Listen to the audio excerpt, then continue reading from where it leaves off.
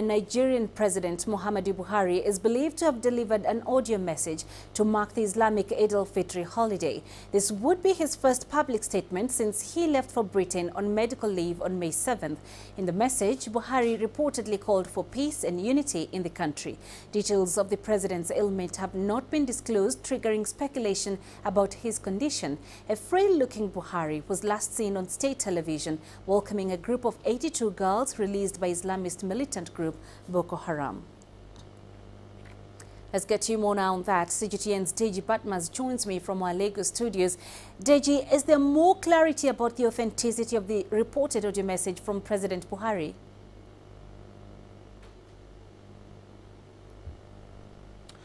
Well, Penina, authenticity in terms of whether the voice on the audio tape is actually that of Buhari, well, it appears that is it, but we haven't heard anything at all from the presidency. The spokesperson of the presidency has not neither denied nor confirmed this, and I can tell you that the audio message, as a matter of fact, was not released by the spokesperson of the president. Now, that audio message itself is beginning to generate controversy, has been criticized because the president actually spoke in the Hausa language, which is one of the languages in this country.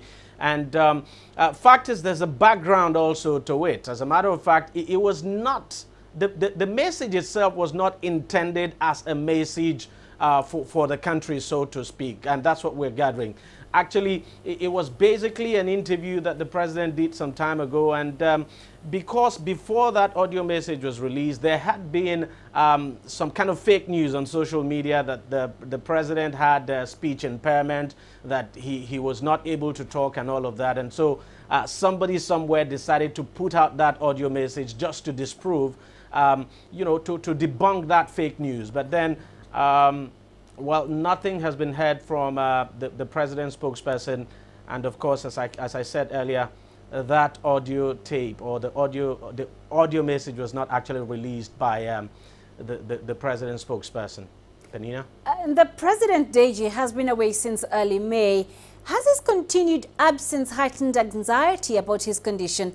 And how is the leadership of the acting president being perceived?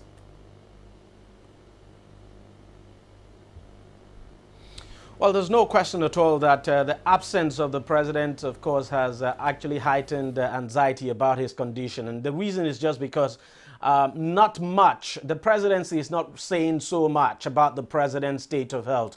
So up till this moment, people don't really know what exactly is wrong with the president. So we don't have so much coming out, you know, from the presidency about the status and how much progress he's making. Of course, the wife visited him some time ago, and then she said he was recovering very fast. And then some government officials have actually come out to say the president was doing well and that he would soon return to the country. And now, in terms of the vice president, everybody believes. I mean, his job rating approval is very high. People believe he's doing very well. He's acting on behalf of the president and that he's discharging his responsibilities very well. And that's part of the reasons why there seems to be calm in the country, if you like, because people are actually pleased with the way the vice president has performed so far. All right, Deji, I'm going to put you on hold and come back to you shortly. Now to security matters in Nigeria, and in attacks by suspected militants, at least 16 people were killed in multiple suicide attacks in the northeastern city of Maiduguri. The attacks also left about a dozen people injured. Leslie Mirungu reports. It all started at about 10 p.m. Sunday night here. A male suicide bomber gained entry into the premises of the University of Maiduguri, heading directly for the security post on campus and blowing himself up. 3 university security personnel got injured in the blast, but one later succumbed. About an hour and a half later, multiple explosions were recorded at Zanari on the outskirts of Maiduguri when 2 bombers detonated explosives in a residential building, killing at least 8 people and injuring 11. Yesterday's incident is another tragic incident that happened unfortunately inside the university this time around, but it's only one female security that lost her life. The remaining 3 suicide bombers, one by the church side, one here at the Entrepreneur Center, and one towards the Aisha Buhari hostel by the security office. And so far, 3 suicide bombers died, and 1 female security also lost her life. So it's a very unfortunate incident, despite the improvement in the security surveillance at the university within and outside. According to Borno State Police, 16 people, including 7 suicide bombers, died in the multiple explosions, while 13 people were injured. No group has claimed responsibility for the latest blast in Maiduguri, but the use of suicide bombers, particularly female attackers in the region, is a hallmark of Boko Haram. Leslie Murungu, CGTN. Let's go back to Deji Batmas, who's live for us in Lagos for more on this. Deji, the latest attacks in Maiduguri come amid heightened security during Eid celebrations. What loopholes are the militants exploiting to execute their terror attacks?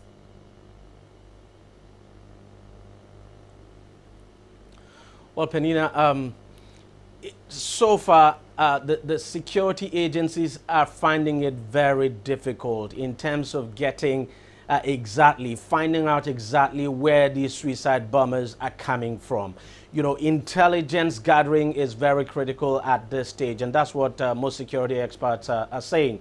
And that so far, the Nigerian security agencies have not succeeded in cracking this case to find out exactly where these suicide bombers are coming from. So that is the challenge, and that is the challenge that it's actually the loophole that the Boko Haram actually is exploiting. And another challenge is the fact that, you know, most of these suicide bombers are young girls, some of them as young as, you know, 10, even 7 as a matter of fact. And most times it's very difficult to, you know, to actually decipher or actually pinpoint in a crowd now who a suicide bomber is. You wouldn't suspect you know, girls as young as that to be suicide bombers. So that is actually a challenge.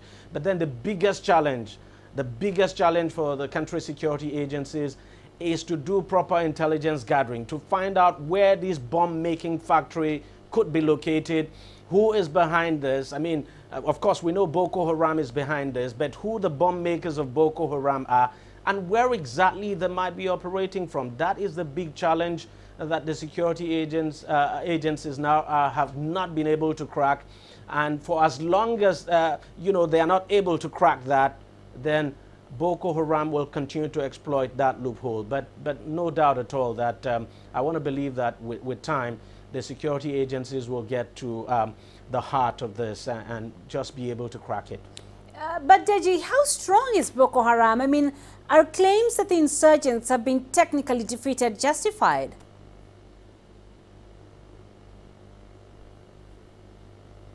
Of course, I mean, no question at all. It can actually be justified. I mean, we can see for sure now that Boko Haram does not carry out the kind of attacks it used to carry out in the past, where it will attack communities, not just 1 or 2 villages, but, you know, entire communities, hoist its flag there, plant its men there, take control. We don't have that happening again. What we have now, and that's actually beginning to rear its ugly head, is this hit and run attack that we see Boko Haram carry out. Ambush on, you know, security convoys, civilian convoys as well, as we saw last week. And no question, too, that Boko Haram is not as strong as it used to be. No doubt about that. But of course, this guerrilla warfare is something that is going to take some time, and that is what security experts have been saying. It's going to take some time for the security agencies in this country to have a total grip on that, and that we might continue to see suicide bombings as we're seeing now until there's proper intelligence gathering and the security agencies, you know, up their game in terms of intelligence gathering. But in terms of whether, as to whether Boko Haram is as strong as it used to be, that is pretty clear. Boko Haram is no longer the force it used to be in the past. And but then, fact is that Boko Haram is not dead. It's not a spent force at all. It still has the potential to carry out surprising attacks as we are seeing in recent times. All right, Deji Batmas, thank you for joining us.